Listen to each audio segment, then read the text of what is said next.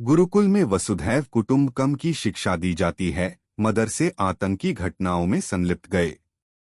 शंकराचार्य नरेंद्रानंद सरस्वती। पूर्वांचल राज्य ब्यूरो वाराणसी। मुकेश पांडे की रिपोर्ट।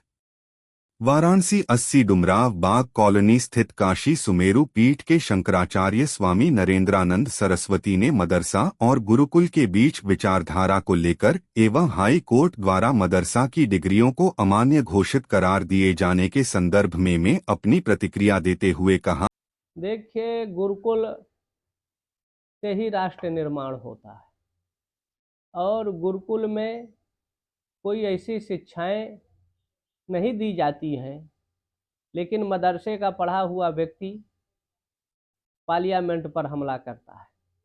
मदरसे का पढ़ा हुआ व्यक्ति आज हुती जैसे है और इजराइल जैसे देश पर आक्रमण कर रहे हैं। भारत में ज़्यादातर जो झगड़े का कारण रहे, मदरसों की कहीं ना कहीं जो वीडियो आते हैं, छोटे छोटे बच्चों को जो संस्कार दे रहे हैं वो गलत ढंग से दे रहे हैं।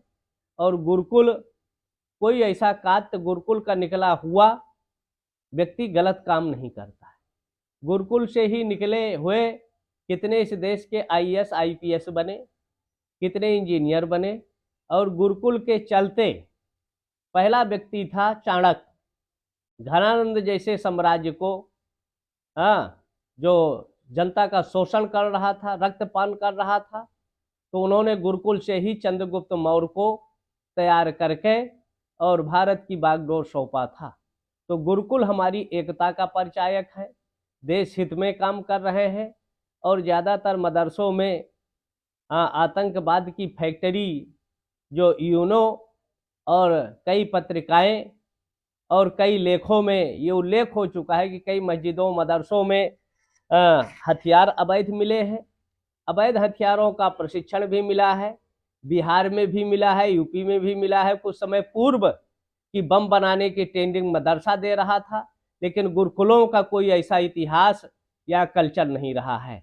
गुरुकुल हमारी अस्मिता, भारत से प्रतिष्ठित द्वै संस्कृतम भारत के प्रतिष्ठा का आधार यहाँ की संस्कृति और उस संस्कृति का केंद्र बिंदु गुरुकुल होते थे, जो वसुदैव कुटुंबकम की परिचर्चा करते थे।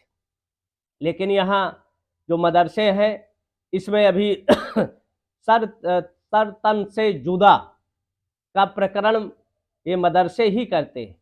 और कन्हैया कुमार का राजस्थान में गला काटा गया, कश्मीर की घाटी में कई लोगों को बेघर किया गया, उनके घरों को कब्जा किया गया, ये मदरसों की ही देन है।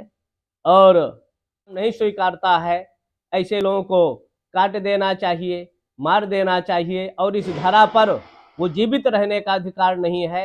ये कई वीडियो में और मीडिया में प्राय नहीं आता, लेकिन वीडियो ऐसे पड़े हुए हैं जो इस्लाम न स्वीकारे उसको इस धरा में जीवित रहने का अधिकार नहीं है।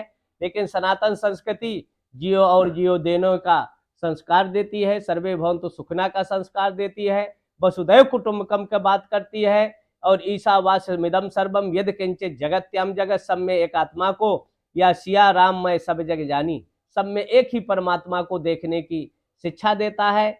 इसलिए जो सुप्रीम कोर्ट कर रहा है, कहीं ना कहीं उसके आदेशों निर्देशों को सबको मानना चाहिए, पालन करना चाहिए।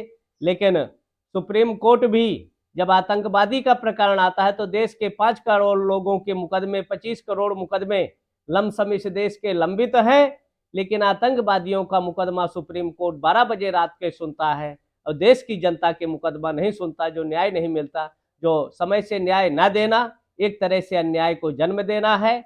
इसलिए जो यहाँ के कोलोजियम सिस्टम है वो खत्म होना चाहिए, जिससे योग्यता के आधार पर जजों का निर्धारण होना चाहिए, एक मानक जजों के लिए भी निश्चित होना चाहिए कि इतने मुकदमे, और जो न्यायालय का आदेश है उसको सबको स्वीकारना चाहिए, मानना चाहिए, चाहे कोई धर्म संस्कृति हो। ठीक है, उत्तम है जी महाराज जी, अभी ओवैसी बंधुओं ने फिर एक बार कहीं ना कहीं छींटा मारा है कि अभी 15 मिनट बाकी है, क्या कहेंगे गुरुजी इस संदर्भ में? इसकी संसदीय सदस्यता रद्द होना चाहिए। ओवैसी जैसे समाज में विष वमन करने वालों को जेल में डालना चाहिए और ये समाज की एकता में सबसे बड़े बाधक है। इन पर शासन को कठोर कार्रवाई करना चाहिए, जिससे देश